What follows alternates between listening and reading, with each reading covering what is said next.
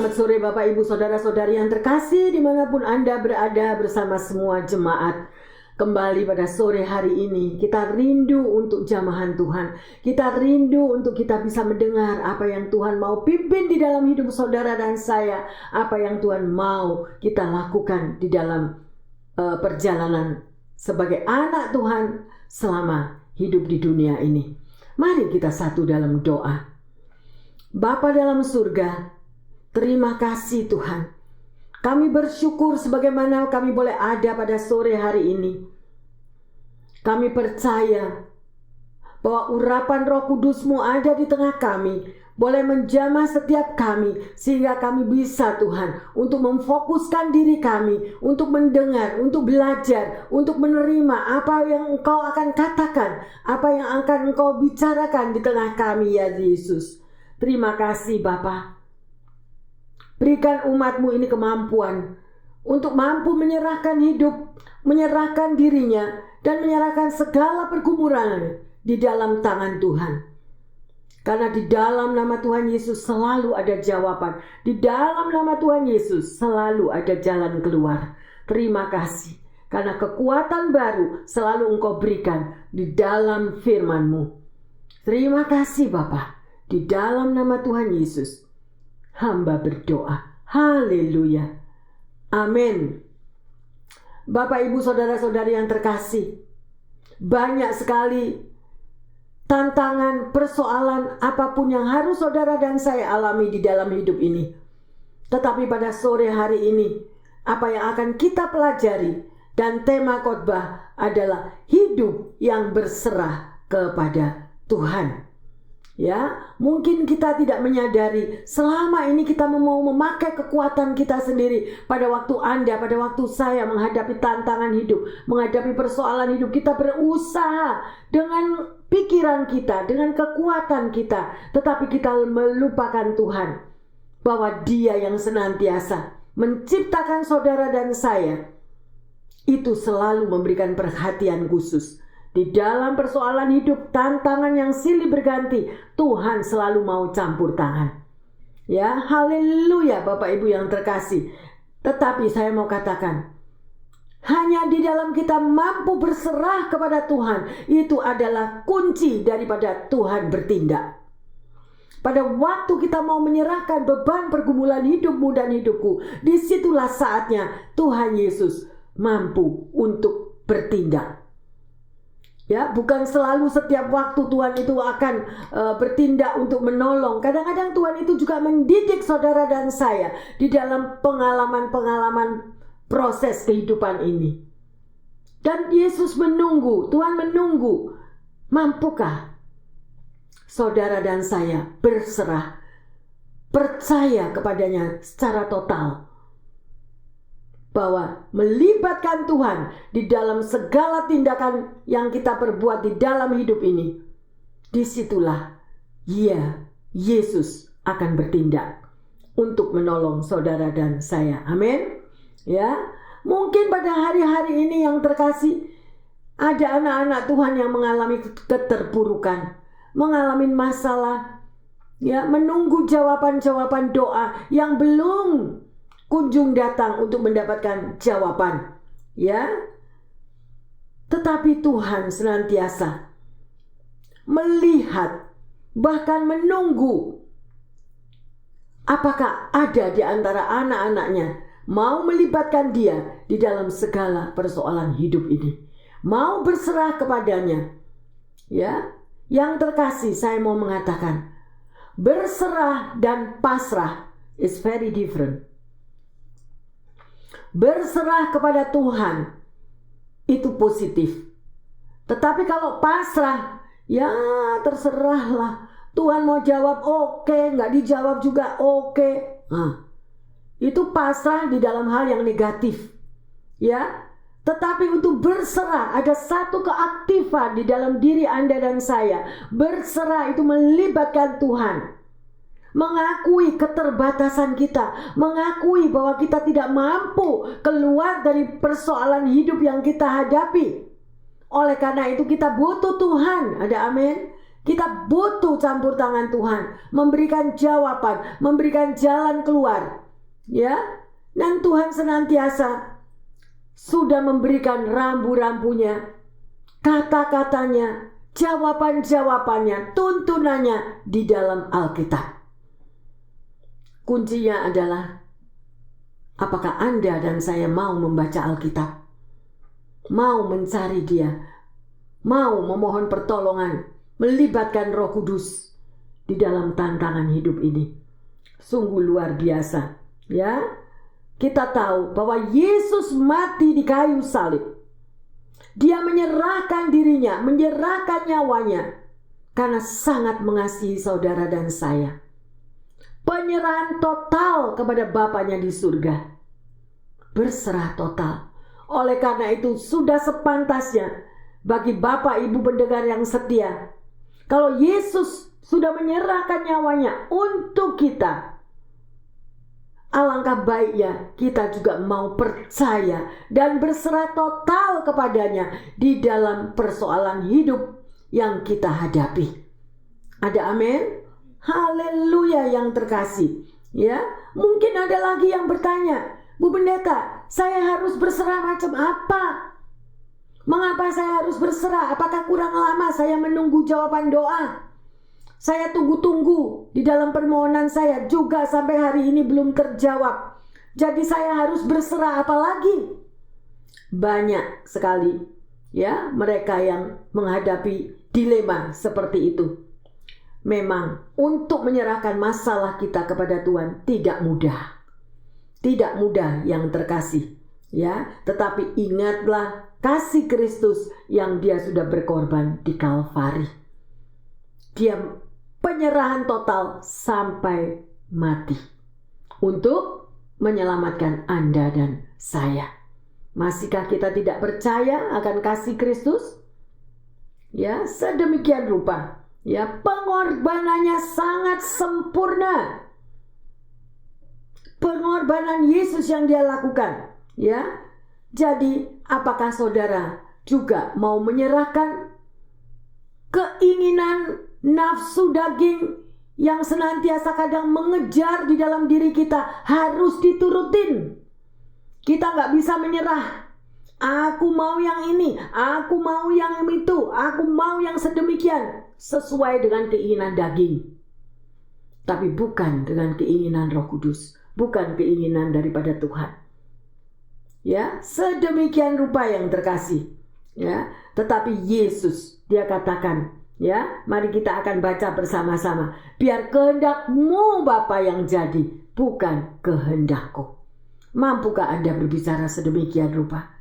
Mari kita baca bersama-sama di dalam Lukas 22 ayat yang ke-42. Ya Bapakku, jikalau Engkau mau, ambillah cawan ini daripadaku. Tapi bukanlah kehendak-Ku, melainkan kehendak-Mu lah yang terjadi. Nah, itulah contoh daripada Yesus. Dia adalah 100% manusia pada waktu itu. Ya, Dia juga mempunyai kehendak bebas. Dia memiliki juga ketakutan. Pada waktu di Getsemani dia harus tahu, ya, apalagi detik-detik yang akan dia alaminya sampai di Kalvari. Di dalam ketakutannya sampai peluhnya, ya, mengeluarkan darah. Dan disitulah Yesus masih taat, masih berserah penuh, dan Dia katakan sedemikian rupa, ya, ya Bapa, jikalau Engkau mau. Dia masih tanya kepada Bapaknya. Tetapi sebagai pengikut Kristus, sebagai anak Tuhan, yang mau adalah me, I, mine, mauku yang harus dituruti, kehendakku yang harus dituruti. Kalau itu tidak terjawab, kita marah kepada Tuhan, kita kecewa kepada tuntunan Tuhan. Rasanya Tuhan gak fair, kenapa masalah ini harus terjadi? Katanya Tuhan Yesus Maha Pengasih, Maha Penyayang, nyatanya kenapa aku harus mengalami proses kehidupan yang berat? Yang terkasih, mari di dalam momen-momen yang sulit, kita belajar pada sore hari ini. Untuk kita mau belajar seperti Yesus alami. Menyerahkan semua kehendaknya. Ya, bukan lagi menurut kehendakku ya Bapa, melainkan kehendakmu. Ya, kehendak Dia yang mengutus aku. Itu yang Yesus katakan. Ya, oleh karena itu mari yang terkasih, kita mau bawa diri kita, kemauan kita, kehendak bebas kepada satu penundukan diri. Ya, bahwa biar kehendak Bapa saja yang terjadi di dalam hidup saudara dan saya. Karena sering kali kita sebagai anak Tuhan, kita memikirkan, aku lebih tahu dari Yesus, aku lebih tahu daripada Tuhan. Ya, sehingga gak perlu tanya lagi, gak perlu ini bertindak. Bahkan kadang-kala peringatan dari Tuhan sudah diingatkan sebelum masalah terjadi, tetapi tidak mau mendengarkan. Merasa lebih pandai, merasa lebih berhikmat daripada Tuhan. Dan akhirnya apa? We pay the price. Kita bayar harga. Dan yang rugi adalah kita sendiri. Tuhan tidak pernah merancangkan kecelakaan dalam hidup saudara dan saya, tetapi Dia mencegah kecelakaan itu terjadi, penderitaan itu terjadi, sering kali demikian. Tetapi kalau misalnya ada something yang Tuhan juga izinkan, bahwa kita harus bayar harga karena kita tidak taat, itu adalah proses di dalam pembentukan karakter kita. Belajar untuk humble, belajar untuk taat, belajar untuk tidak merasa lebih pintar daripada Tuhan. Ya, yang terkasih, ada seorang bernama Lorenzo Snow.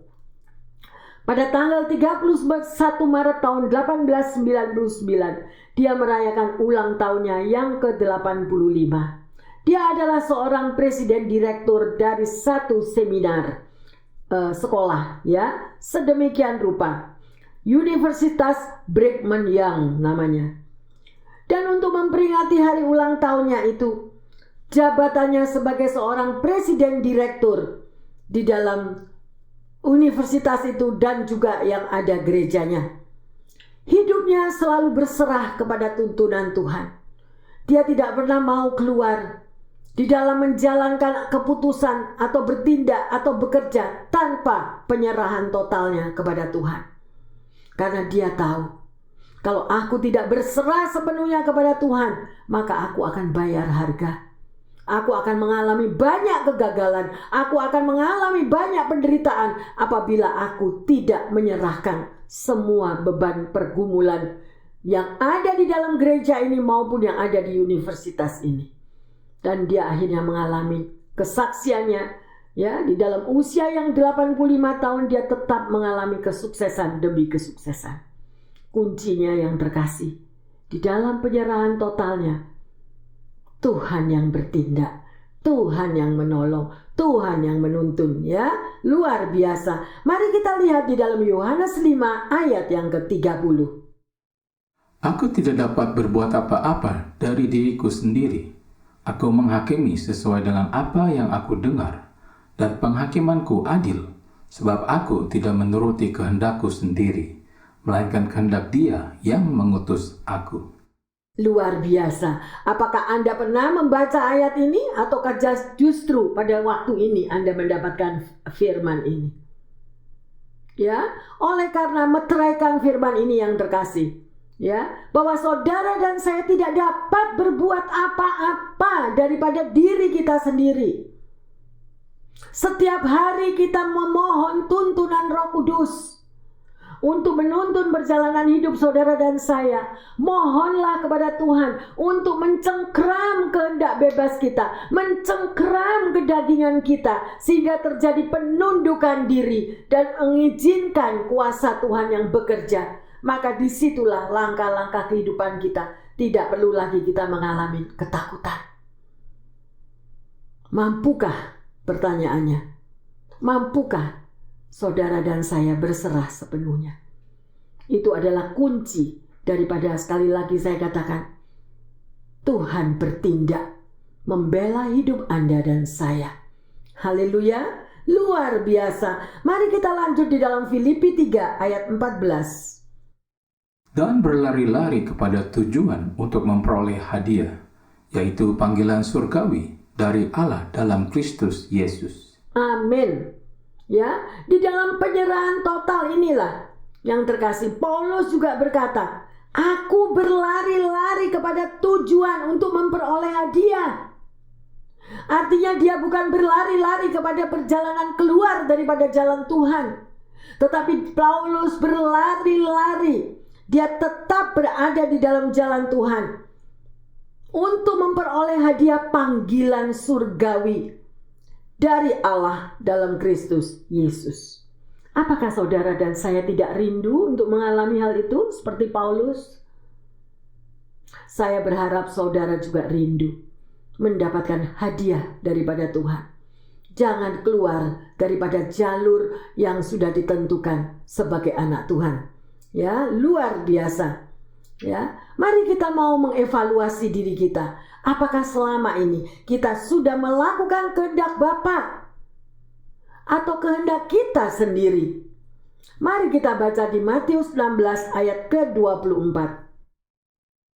Lalu Yesus berkata kepada murid-muridnya, setiap orang yang mau mengikut aku, ia harus menyangkal dirinya, memikul salibnya, dan mengikut aku.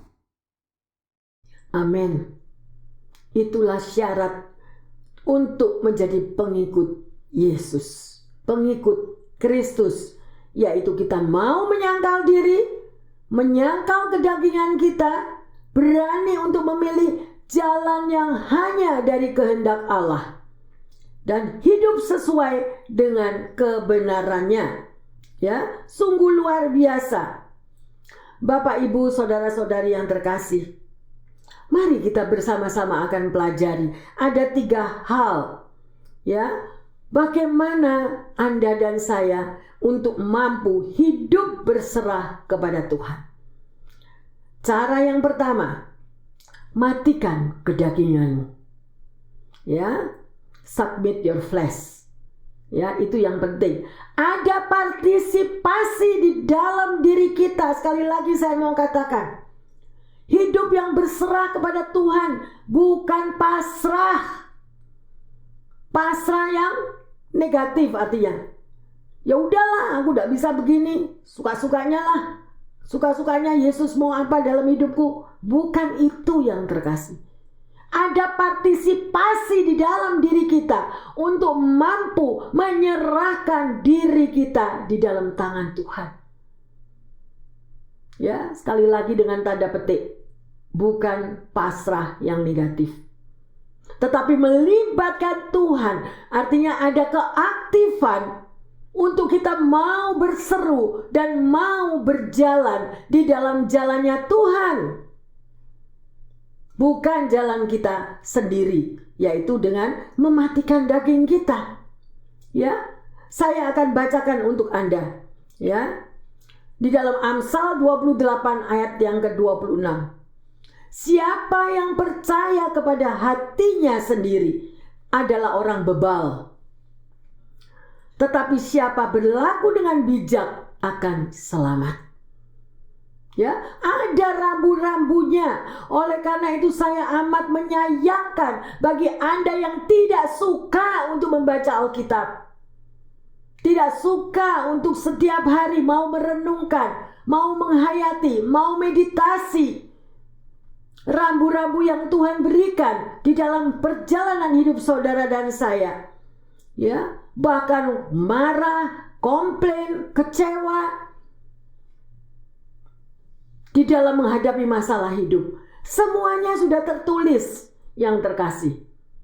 Siapa yang percaya kepada hatinya sendiri, itu orang bebal, itu orang sombong.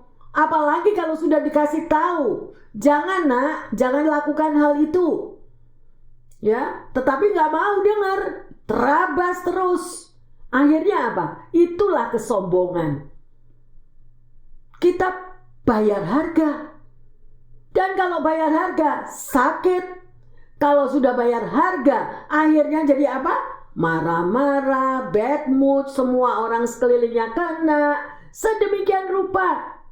Makanya mari yang terkasih, kita ada penyangkalan diri, matikan daging, submit your flesh. Itu yang Tuhan mau. Haleluya yang terkasih, luar biasa. Orang yang berserah kepada Tuhan, pasti Tuhan akan bela. Mungkin jalannya masih belok, aduh Tuhan aku udah berserah. Daripada kita mengatakan hal yang demikian, lebih baik kita berkata positif.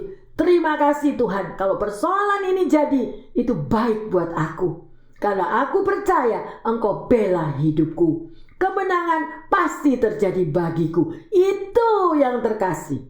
Mengubah kata-kata yang negatif menjadi positif. Karena apa? Percaya kepada juru selamatmu. Haleluya. Luar biasa kalau kita boleh belajar sore hari ini. Ya. Cara yang kedua, rendahkanlah dirimu. Humble yourself. Ayo kita koreksi. Kalau ada orang dikasih tahu, ayo rendahkan dirimu anakku. Marah-marah, aku bukan orang sombong, aku bukan orang begini. Wah, gak kena teguran. Gak bisa ditegur. Pernah gak Anda punya teman? Kalau diajak berbicara, satu kata, jawabnya 10 kata. Ada, tuh ada. Demikian juga ya apa yang dialami di dalam rumah tangga. Sering kali terjadi percekcokan yang sedemikian. Suami 1 kata, istri 100 kata. Ada atau ada? Makanya banyak jomblo. Karena takut. Daripada perang-perangan di dalam rumah, lebih baik aku damai sejahtera seorang diri. Ya, sedemikian rupa, tapi saya katakan di sini, libatkan Tuhan yang terkasih. Ya, prosesnya mudah kok. Orang yang rendah hati, Tuhan suka. Ya, ayo kita baca di sini ya, sedemikian rupa. Yaitu di dalam Yakobus 4 ayat yang ke-10. Saya akan bacakan untuk Anda. Rendahkanlah dirimu di hadapan Tuhan, dan Ia akan meninggikan kamu. Jadi sekali lagi kalau kita dicaci maki orang, kita disakiti orang, apa aja, kita dibuat kecewa oleh orang-orang di sekitar kita misalnya. Mari lebih baik kita doakan orang itu. Ya, kita doakan, kita tidak perlu meresponi. Lakukan bagian Anda, lakukan bagian kita, rendahkanlah dirimu. Ya. Karena jangan cari perkenanan kepada manusia. Kalau kita selalu mau diakui oleh manusia, saudara akan kecewa. Nggak perlu. Ya, asal kita tidak ditinggalkan oleh Tuhan. Carilah perkenanan Tuhan yang terkasih. Ya, luar biasa sekali. Ya, Raja Daud juga mengatakan di dalam firman-Nya di Mazmur, lebih baik aku jatuh ke dalam tangan Tuhan daripada aku jatuh di dalam tangan manusia. Ya, jangan kompromi yang terkasih. Seringkali anak-anak Tuhan jatuh di dalam kompromi karena takut kepada sesama, karena mau hidup prestis, karena mau hidup show off. Kalau aku nggak show off, karena orang nggak tahu, hidupku tidak akan dihargai. Bukan itu, kita masuk surga nggak ada show offan. Kita masuk surga tergantung dari perbuatan kita di hadapan Tuhan selagi kita masih ada di bumi ini. Apakah kita melakukan akan kehendak-Nya? Kita mau menyenangkan hati Tuhan atau kita mau menyenangkan hati manusia sekelilingmu? Supaya dihargai manusia, supaya aku diangkat namaku oleh manusia, sehingga setiap hari kalau tidak ada prestis gak bisa hidup. Ya, itulah yang nyata. Dan banyak kekristenan di akhir zaman sedemikian rupa. Mereka sudah lupa apa yang dikatakan oleh firman Tuhan. Ya, rendahkanlah dirimu. Tidak ada kesombongan, tidak ada yang lebih tinggi satu sama yang lain. Kalau aku nggak hidup prestis, aku nggak dihargai dong. Ya, sedemikian rupa yang terkasih. Berarti jauh amat dari apa yang Tuhan mau. Penyangkalan diri. Ya, sedemikian rupa. Yang ketiga, kita mau percaya kepada Tuhan. Trust in God. Di dalam Mazmur 56 ayat 4 dan 5. Di situ dikatakan, waktu aku takut, aku ini percaya kepada Allah. Yang firman-Nya aku puji kepada Allah, aku percaya, aku tidak takut apa yang akan diperbuat manusia kepadaku. Nah, luar biasa. Apa yang akan dilakukan oleh manusia terhadap saudara dan saya? Ingatlah bahwa kita memiliki pembela agung yang setiap hari tangan yang berlubang paku disodorkan kepada Anda dan saya untuk menolong hidupmu dan hidupku. Tapi itu nggak pernah nyadar atau nggak pernah ngeh, ya. Kalau ada mata Tuhan yang setiap hari tertuju kepada kita, bahkan tangannya selalu diulurkan, kita nggak mau nyambut, nggak mau nyamber, ya. Di bawah kolong langit ini tidak ada kuasa sedahsyat daripada kuasa Tuhan. Apakah saudara sudah mengalami mujizat demi mujizatnya di dalam Anda mengiring Tuhan? Kalau sampai hari ini, Bapak, Ibu, saudara-saudari yang terkasih, Anda belum mengalami kasih Tuhan, Anda belum mengalami mujizat Tuhan, sangatlah rugi. Kenapa? Mujizat itu ada di dalam bibir mulutmu. Mujizat itu disediakan bagi orang yang rendah hati, yang mau taat kepadanya, yang melakukan firman-Nya, yang berseru-seru kepada Tuhan. Bukan berseru-seru dengan atas komplain yang negatif, tetapi berseru-seru mengakui kedahsyatannya, berseru-seru bahwa Dia sanggup menolong Anda dan saya, berseru-seru bahwa pertolongan Tuhan tepat pada waktunya. Mari yang terkasih, kalau Anda sebagai anak Tuhan, tetapi Anda tidak mengalami kasih Bapa, Anda tidak merasakan pelukannya, Anda tidak merasakan bagaimana Dia menjawab doamu, sungguh sangat amat disesalkan. Hari demi hari penyertaannya sungguh ada, tapi kita sering keluar daripada Tuhan. Kalau kita lagi stres, kita lagi frustrate, kita lagi banyak tekanan, bukannya kita lari kepada Tuhan, tetapi kita lari kepada dunia, kita lari kepada teman-teman, kita lari seolah-olah kita ini bisa mencurahkan isi hati kita. Itu hanya ilusi. Begitu engkau pulang lagi ke rumahmu, engkau tetap dalam masalah bahkan lebih besar. Saya memberikan kunci jalan keluar. Setiap orang, no one, tidak ada satupun yang luput daripada proses kehidupan. Semuanya mengalami dalam proses kehidupan.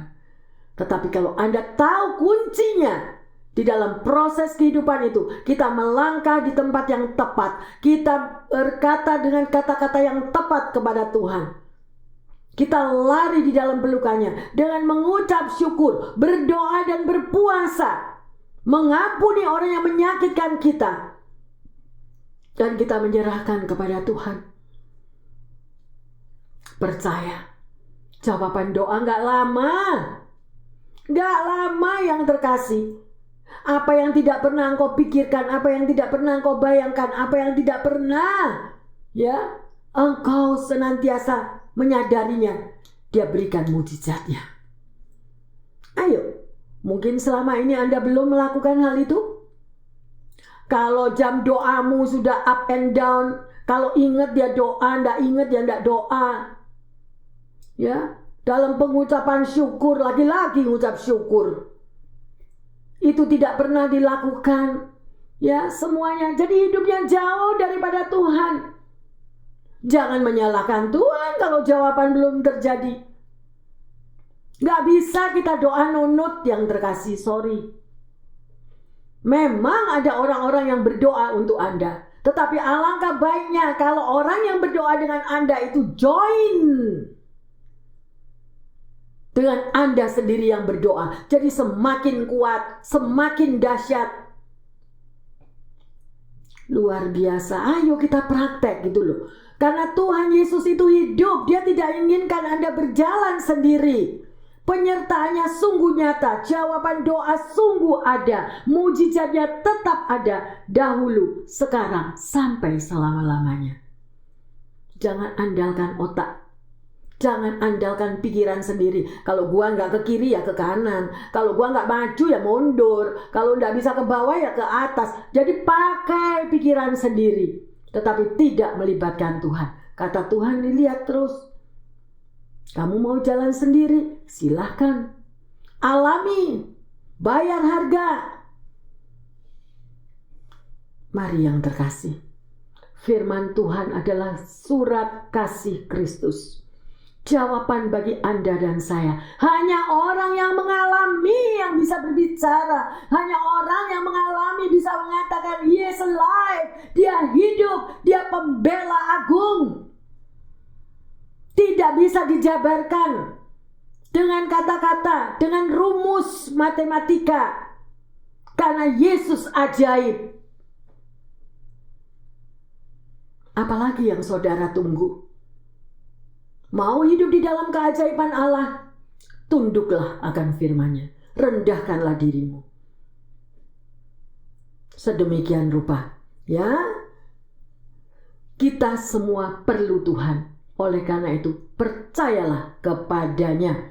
Ya, seperti yang tadi kita baca Mazmur 56:4-5. Dikatakan, waktu aku ini takut, aku ini percaya kepada Tuhan. Lah kok nunggui takut? Waktu aku takut, aku ini percaya kepada Allah. Yang firman-Nya aku puji. Kepada Allah aku percaya. Mari yang terkasih. Jangan nungguin takut baru mau percaya sama Tuhan. Berarti apa? Setiap hari gua nih lo gagah. Gak ada masalah. Duit billion, pekerjaan kuat, rumah tangga hebat, hidup prestis. Butuh Tuhan apa? Gak butuh. Semua ada. Lupa kalau semua itu hanya sekejap, hanya ilusi. Kalau Anda memang sebagai pecinta akan firman Tuhan dan Anda banyak mendengar kesaksian bagaimana seorang bilioner pun mereka mengakui tanpa Tuhan aku tidak bisa berbuat apa-apa. Uangnya bilioner pun tidak dapat menebus nyawanya, memberikan kebahagiaan kepadanya. Semuanya itu ilusi yang terkasih. Ayo nyadar. Saya berharap Bapak, Ibu, Saudara-saudari yang terkasih dimanapun yang mendengarkan firman ini. Hiduplah berserah sepenuhnya kepada Tuhan. Luar biasa. Ya, sedemikian rupa juga tertulis di dalam Mazmur 50 ayat 15. Saya harap Anda bisa meteraikan di dalam hatimu. Ayat ini sangat menyentuh, menjamah hati saya. Berserulah kepada Tuhan pada waktu kesesakan. Aku akan meluputkan engkau dan engkau akan memuliakan aku. Ya, luar biasa, praktek. Ya, praktek, tapi kenapa nggak mau? Mungkin ada yang nggak tahu tentang ayat ini. Ya, tetapi saya menghimbau Bapak, Ibu, Saudara-saudari yang terkasih. Jangan berseru kepada Tuhan hanya pada waktu kesesakan. It's too late. Gak ada kesesakan, mungkin hidup cuma sederhana, hidup cuma pas-pasan. Tetapi kalau kita selalu menyenangkan hati Tuhan, berseru-seru dalam pujian penyembahanmu, berseru-seru mengagungkan Dia, berseru-seru di dalam apa saja yang terjadi. Yang terkasih, apa yang tidak pernah engkau pikirkan, apa yang tidak pernah engkau bayangkan, Tuhan akan membuat indah semuanya itu. Sekalipun hidup pas-pasan. Tidak jaminan akan kariermu engkau orang yang terpandai, orang yang terhebat, orang yang nomor 1. Tidak jaminan ekonomimu bilioner. Tetapi kalau hatimu kosong, tidak ada jamahan daripada Tuhan Yesus. Engkau akan hidup sesuai dengan apa yang engkau mau. Karena tidak ada apa yang diinginkan oleh Tuhan di dalam makhluk ciptaannya. Saudara dan saya diciptakan untuk menjadi saksinya, untuk menjadi berkat, untuk menolong orang-orang yang di dalam kesusahan. Ingatlah, berkat yang kau miliki bukan milikmu dengan tanda petik. Jangan merasa uang yang engkau miliki adalah uangmu. Me, I, mine is nothing. Saya tidak akan bisa menjabarkan ini. Pada waktunya harus alami. Bahwa uang itu tidak dapat menebus nyawamu. Mari yang terkasih, banyak kesaksian yang terjadi. Justru di dalam Alkitab juga tertulis, dermamu yang menyelamatkanmu. Mau hidup sampai di mana? Kita mau seperti monyet sama kacang itu. Tangannya yang di dalam toples gak bisa keluar. Ya, mari yang terkasih, Tuhan Yesus sangat mengasihi Anda dan saya. Dia tahu rancangannya bukan rancangan kecelakaan untuk hidup Anda dan saya. Hari depan kita gilang gemilang bersama Dia. Tetapi adakah Anda merasakan kasih-Nya setiap hari? Adakah Anda merasakan penyertaannya setiap hari? Dan itu akan terlihat dengan buah-buah yang ada pada dirimu dan diriku. Buah-buah roh terhadap orang lain. Orang lain bisa melihat siapa dirimu. Ya, sudah waktunya kita nyadar. Sudah waktunya kita itu terbuka mata hati dan kepikiran. Bahwa apa saja yang Anda dan saya miliki di muka bumi itu bukan milik kita. Semuanya itu hanyalah satu berkat yang Tuhan menguji di dalam hidupmu dan hidupku. Apakah kita juga hidup untuk sesama kita yang menderita? Atau hidup Anda cuma me, uangku, milikku, hartaku. Ya. Belajarlah daripada janda Sarfat. Janda Sarfat itu memberikan apa yang terakhir dari miliknya. Dan apa yang terjadi? Tuhan memberkati tanpa putus-putusnya. Oh jangan Bu Pendeta, jangan ngomong gitu. Ini kan untuk keturunan ke-10 buat anak saya. Saya nggak mau anak saya susah, saya nggak mau anak saya bekerja.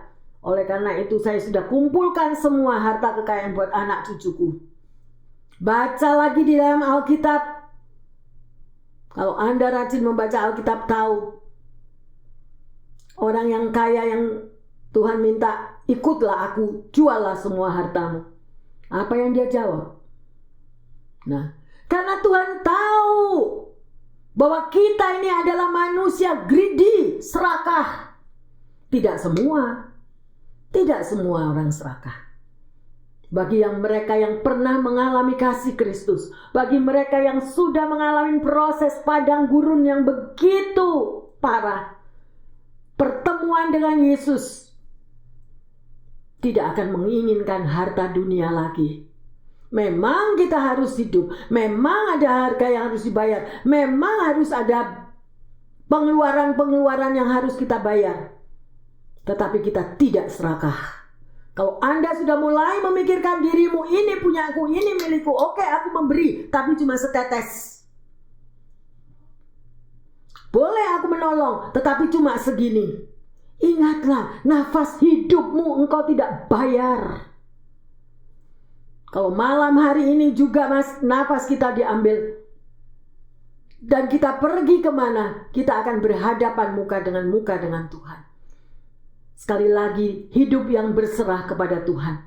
Sadarilah, saudara dan saya hidup di bumi ini tidak memiliki apa-apa. Kalau kita masih ada, kita masih sehat, kita masih bisa berjalan, kita masih bisa menikmati berkat Tuhan. Itu adalah anugerah kasih karunia. Supaya Anda dan saya menjadi saksinya. Jesus is love. Gak ada lagi yang terkasih daripada hidup di dunia ini selain menyenangkan hati Tuhan. Senangkanlah hati Tuhan dengan mengikuti apa yang diajarkannya. Amin. Ya, Yesus sendiri mengatakan, bukan kehendakku ya Bapa, biarlah kehendakmu yang jadi. 1 Yohanes 2 ayat 17. Apa? Ayo kita baca di sini. Dan dunia ini sedang lenyap dengan keinginannya, tetapi orang yang melakukan kehendak Allah tetap hidup selama-lamanya. Amin. Jelas kan yang terkasih? Jelas Alkitab sendiri mengatakan, dunia ini sedang lenyap dengan keinginannya, tetapi orang yang melakukan kehendak Allah tetap hidup selama-lamanya. Question, pertanyaannya, apakah saudara dan saya melakukan kehendak Allah atau kehendakmu sendiri? Pertanyaan. Memang satu pekerjaan, ya, tidak semua orang sama. Pekerjaan untuk menolong orang lain itu berat. Bahkan ada orang yang mengatakan sangat amat terlalu berat kalau aku menolong orang lain. Udah lupa bahwa apa yang kita miliki, yang kita punya adalah kasih karunia anugerah Tuhan. Itu bukan milikmu, itu milik Tuhan, yang harus kita menjadi kesaksian dan berkat bagi orang lain, terutama bagi orang yang membutuhkannya. Setiap orang akan bayar harga. Setiap orang akan masuk pada pengadilan. Pada waktu hari pengadilan, pada waktu kita dipanggil pulang, kita tidak akan membawa harta bilioner ini tadi ke dalam kubur. Alangkah sangat amat menyedihkan. Hidup adalah kesempatan. Kesempatan apa, Bu Pendeta? Kesempatan menjadi saksi Kristus. Kesempatan apa yang Yesus lakukan sampai di Kalvari. Penyerahan total sampai pada titik darah penghabisan. Apa yang dilakukan Tuhan Yesus? Gak tanya-tanya lagi kepada Bapaknya. Bapak, apa perlu aku naik ke Kalvari?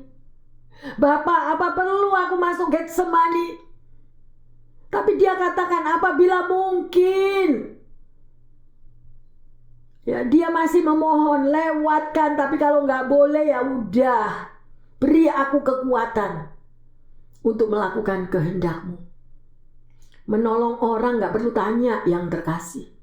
Saya menghimbau. Adakah hatimu spontani apabila engkau melihat sesamamu yang menderita, yang terkapar, yang sudah tidak bisa berbuat apa-apa? Apakah masih tunggu tanya Pak RT untuk menolong orang? Apakah kita masih tunggu atasan kita, orang yang sudah terkapar di trotoar?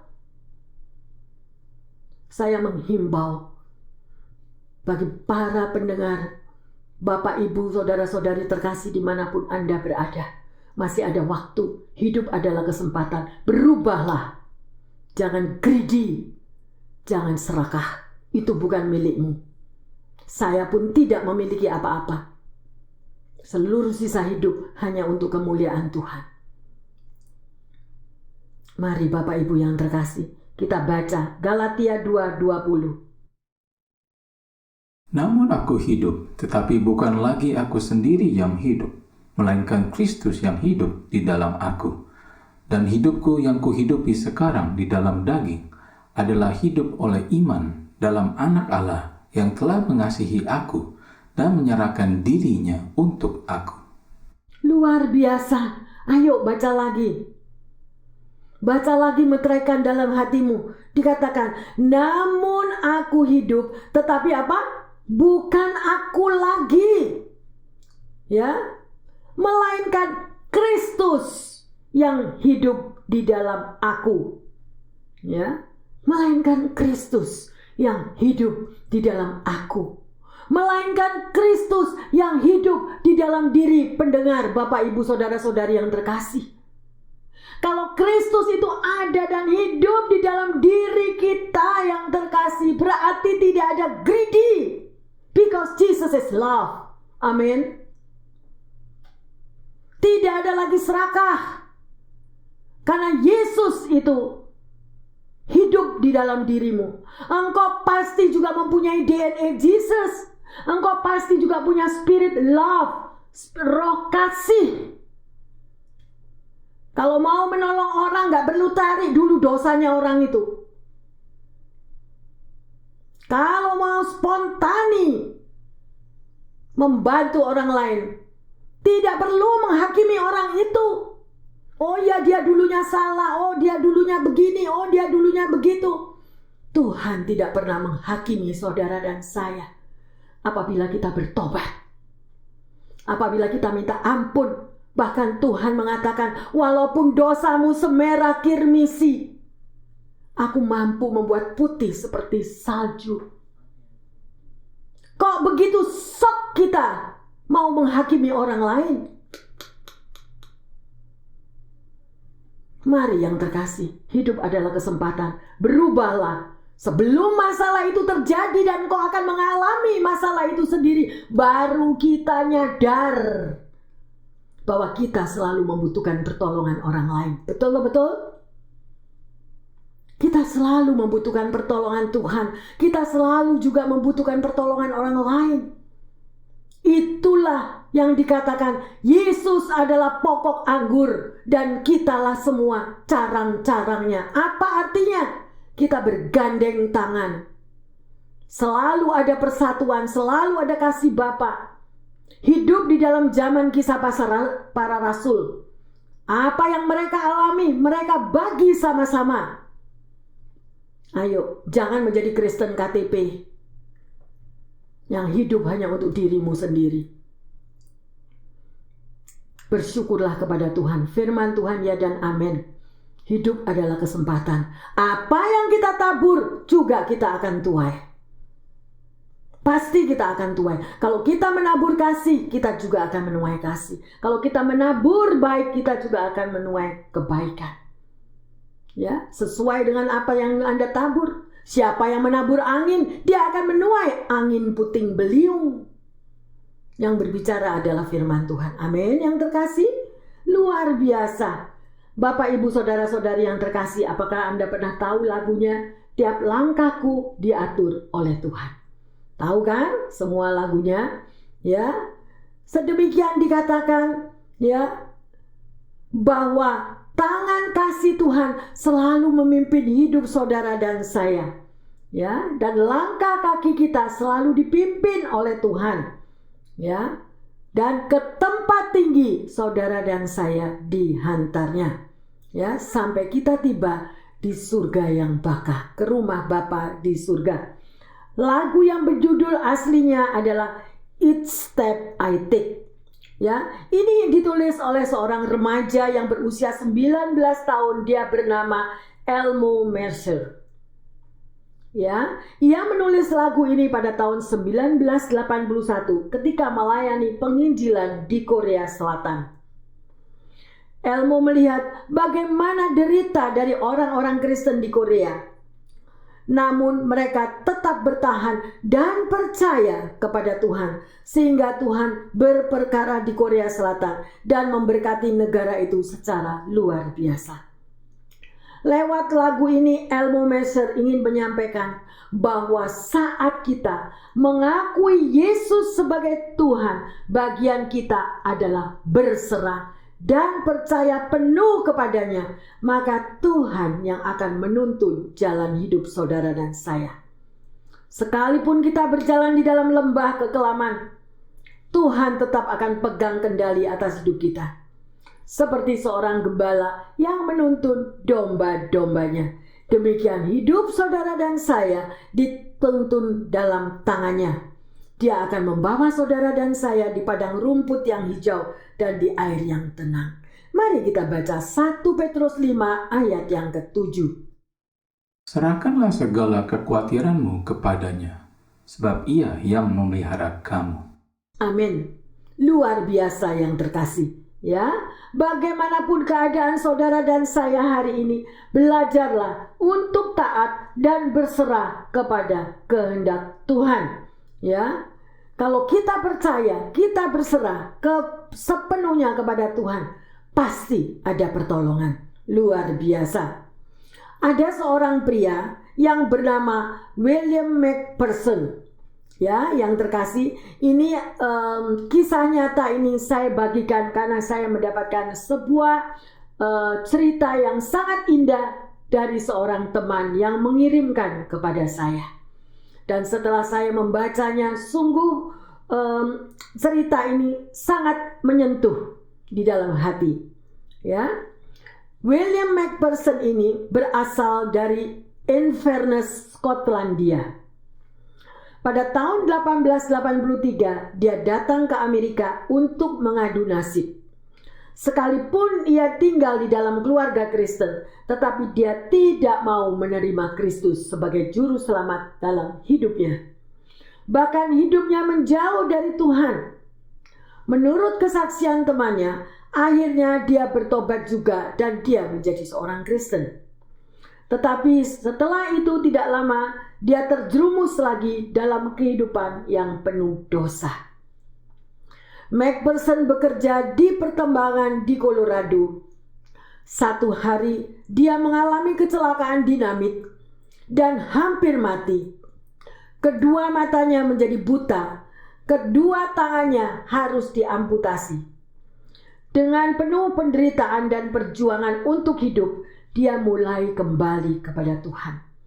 Ya, dan mulai berserah sepenuhnya kepada Tuhan. Dan ia menerima anugerah pengampunan. Sampai di sini saya menghimbau yang terkasih. Ini adalah kesaksian nyata. Oleh karena itu, jangan tinggalkan Tuhanmu.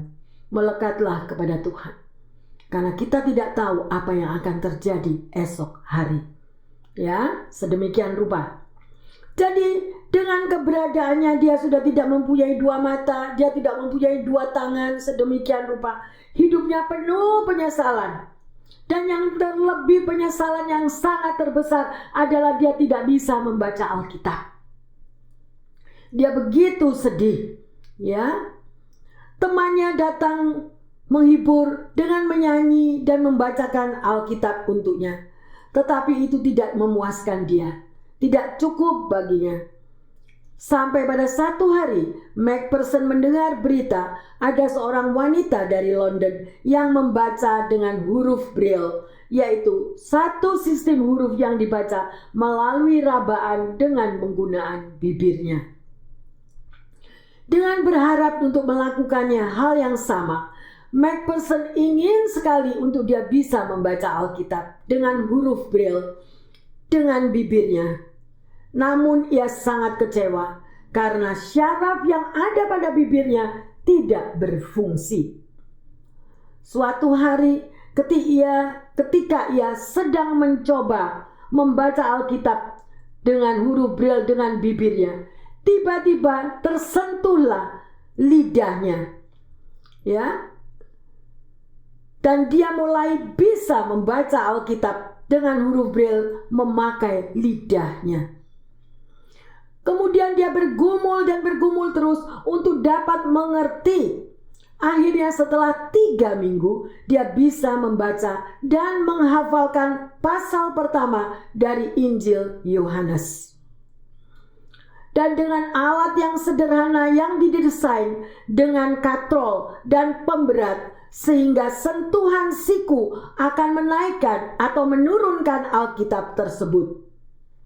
Bagi McPherson merupakan kebahagiaan tersendiri untuk dia bisa membaca Alkitab, dan seluruh sisa hidupnya dia bisa menyelesaikan membaca Alkitab itu sebanyak 4 kali. Bapak, Ibu, Saudara-saudari yang terkasih dan jemaat, apakah kita juga ada yang mengalami seperti McPherson? Ya, di sini.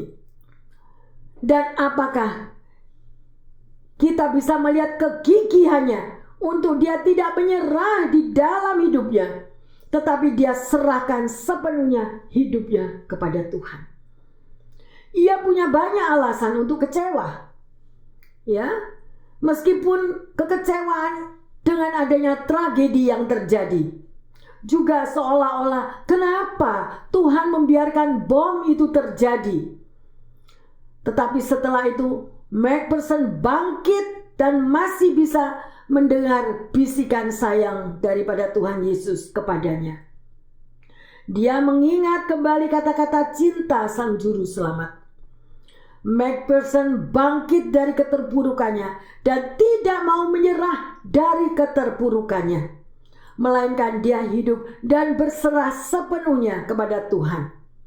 Meskipun kedua matanya buta, kedua tangannya tidak ada diamputasi, dan bahkan sebagian syaraf wajahnya itu mati, namun masih ada lidahnya untuk dia mampu membaca firman Tuhan. Bapak, Ibu, saudara-saudari yang terkasih, semoga cerita nyata bagi kita yang sehat dan anggota tubuh yang masih normal ini lebih bersemangat daripada Macpherson ini untuk membaca dan merenungkan firman Tuhan. Ayo yang terkasih, mari bangkitlah selagi ada waktu. Selagi ada kesempatan. Jangan kita hidup dengan penyesalan diri, ya, dengan melihat kekurangan-kekurangan apapun. Saya rasa belum ada yang mengalami seperti apa yang Macpherson alami di sini. Kita bisa melihat betapa kasih Tuhan tetap nyata di dalam hidup Macpherson. Dia masih bisa membaca sekalipun dengan lidahnya. Saudara dan saya diberikan tubuh yang sehat, tubuh yang normal. Untuk membaca Alkitab aja kita untuk membukanya segan. Kapan Anda yang terakhir membaca Alkitab? Kapan Anda berdoa yang terakhir kali dengan Tuhan? Ini sebagai koreksi diri bagi setiap kita. Ya, mari yang terkasih. Di dalam Wahyu 21 ayat yang keempat. Di surga sudah tidak ada air mata lagi. Ya. Dia yang akan menghapus air mata daripada mata mereka, dan maut tidak akan ada lagi. Tidak akan ada lagi perkabungan atau ratap tangis atau duka cita, sebab segala sesuatu yang lama itu telah berlalu. Bapak, Ibu, saudara-saudari yang terkasih, di surga semua penderitaan itu akan lenyap. Haleluya. Oleh karena itu bangkitkanlah semangatmu. Bangkitlah dan berserahlah sepenuhnya kepada Tuhan selagi ada kesempatan. Karena waktu-waktu hari-hari ini adalah hari yang jahat. Kita tidak tahu apa yang akan terjadi. Hiduplah sepenuhnya berserah kepada Tuhan. Amin. Pertanyaannya, menurut Anda, sudahkah Anda berserah kepada Tuhan atas kehidupanmu? Yang kedua, apakah alasanmu untuk kita bisa percaya dan berserah sepenuhnya kepada Tuhan? Yang ketiga, tuntunan Tuhan apakah yang pernah Anda alami ketika kita berserah dan percaya sepenuhnya? Mari yang terkasih, hari ini kita sudah mempelajari akan firman Tuhan, hidup yang berserah kepada Tuhan. Dan sebagai ayat emas, mari kita baca Mazmur 37 ayat yang ke-5 dan ke-6. Serahkanlah hidupmu kepada Tuhan dan percayalah kepadanya, dan Ia akan bertindak. Ia akan memunculkan kebenaranmu seperti terang dan hakmu seperti siang. Amin. Ya, luar biasa yang terkasih. Anda baca sekali lagi, Anda renungkan, Anda imani. Ya, percayalah kepada Tuhan. Ya. Karena Tuhan adalah penolong yang luar biasa. Hafalkan ayat ini yang terkasih. Taruh dimanapun di meja belajarmu, di samping tempat tidurmu. Bahwa firman Tuhan ini berkuasa, memberikan kekuatan, penghiburan di dalam hidup saudara dan saya.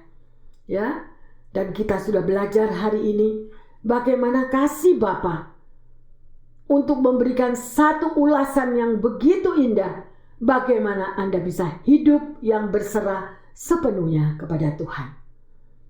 Bapak, Ibu, saudara-saudari yang terkasih, mari bersama-sama dengan kami yang ada di sini, bukalah hatimu, kita akan menyembah bersama-sama. Haleluya. Kita imani lagu ini. Terima kasih Tuhan, terima kasih Yesus.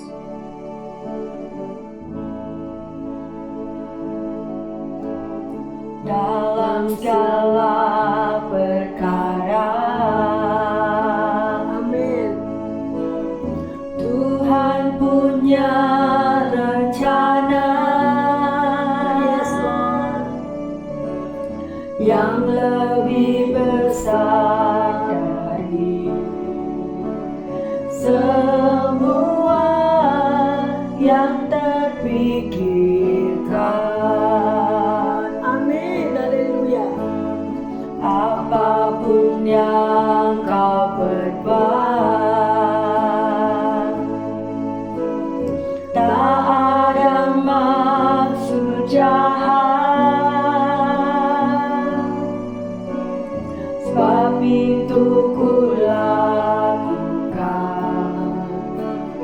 semua denganmu Tuhan.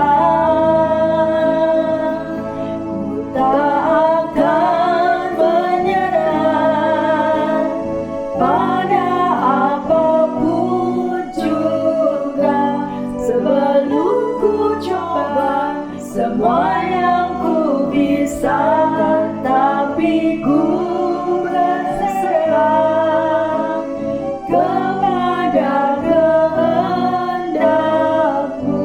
Hatiku percaya Tuhan punya rencana. Biarlah lagu ini menjadi doa bagi setiap kita. Menyerah, mari yang terkasih, dengan imanmu sembahlah Dia. Janganlah kita menyerah oleh keadaan, tetapi kita mau mencoba semua apa yang Anda miliki, apa yang Anda mampu, berjalan bersama Tuhan pada kehendak-Mu. Hatiku percaya Tuhan punya rencana. Ku takkan menyerah, takkan menyerah pada apapun juga, sebelum ku coba semua yang ku bisa, tetapi ku berserah kepada kehendak-Mu. Hatiku percaya Tuhan punya rencana. Hatiku percaya Tuhan punya rencana. Hatiku percaya Tuhan punya rencana. Amin, haleluya. Bapa, kami bersyukur, berterima kasih karena Engkau mempunyai rencana yang indah dalam setiap kehidupan anak-anak-Mu. Ampuni kami ya Tuhan, kalau kami belum mampu berserah sepenuhnya kepadamu. Kami belum mampu untuk mempercayai Engkau juga sepenuhnya, karena hidup kami dikuasai oleh kekhawatiran dan ketakutan. Tuhan, bentuklah umat-Mu ini menjadi pribadi-pribadi yang berani berserah dan percaya sepenuhnya kepadamu, sehingga hidup kami selalu ada di dalam tuntunan-Mu. Ajar kami untuk berserah total ya Bapa kepada kehendak-Mu, karena di dalam penyerahan total kami ini kunci daripada Engkau yang bertindak untuk membela kami. Terima kasih Tuhan. Kami percaya bahwa tuntunan-Mu itu begitu ajaib. Itu adalah berkat kasih karunia yang Engkau berikan kepada umat-Mu. Bapa, sekali lagi, pengurapan-Mu sungguh nyata bagi Bapak Ibu pendengar yang terkasih serta jemaat. Biarlah di mana kami sudah belajar untuk hidup menyerahkan diri sepenuhnya kepadamu, maka kami akan melihat keajaiban demi keajaiban yang terjadi. Bapa, hamba berdoa secara khusus bagi mereka yang mendengarkan firman ini, yang belum mampu untuk berserah total. tetapi mereka menghadapi persoalan kesehatan, persoalan ekonomi, persoalan finansial, bahkan persoalan hubungan di tengah keluarga. Masalah demi masalah yang terjadi Tuhan di tengah apapun yang mereka hadapi. Hamba mohon Tuhan, urapi anak-anak-Mu ini dimanapun mereka berada. Ajarkan mereka dengan kuasa Roh Kudus, pengurapan Tuhan boleh turun sehingga mereka mampu untuk hidup berserah sepenuhnya kepada Engkau dan bersyukur bahwa Tuhan sanggup menolong, bahwa Tuhan sanggup menyembuhkan, Tuhan sanggup meratakan semua jalan, membukakan jalan, masalah finansial, masalah hubungan antara kasih di tengah keluarga boleh terjalin kembali ya Bapa. Terima kasih Tuhan Yesus, terima kasih untuk firman-Mu yang begitu menguatkan, menghibur, bahkan memberikan kami mampu untuk berserah total sepenuhnya di dalam tangan Tuhan. Terima kasih Bapa. Di dalam nama Tuhan Yesus, hamba berdoa dan mengucap syukur. Haleluya. Yang percaya dan sudah menerima pengurapan yang baru mengatakan amin, amin, amin. Bapak, Ibu, Saudara-saudari yang terkasih dimanapun Anda berada, belajarlah untuk taat dan berserah sepenuhnya kepada Tuhan. Ya, sekali lagi saya katakan, jangan pasrah dan menyerah kepada keadaan, tetapi kita berserah kepada rencana Tuhan yang dahsyat. Bagian saudara dan saya berserah sepenuhnya, percaya sepenuhnya kepada Tuhan. Amin. Tuhan Yesus memberkati semuanya. Amin, amin, amin.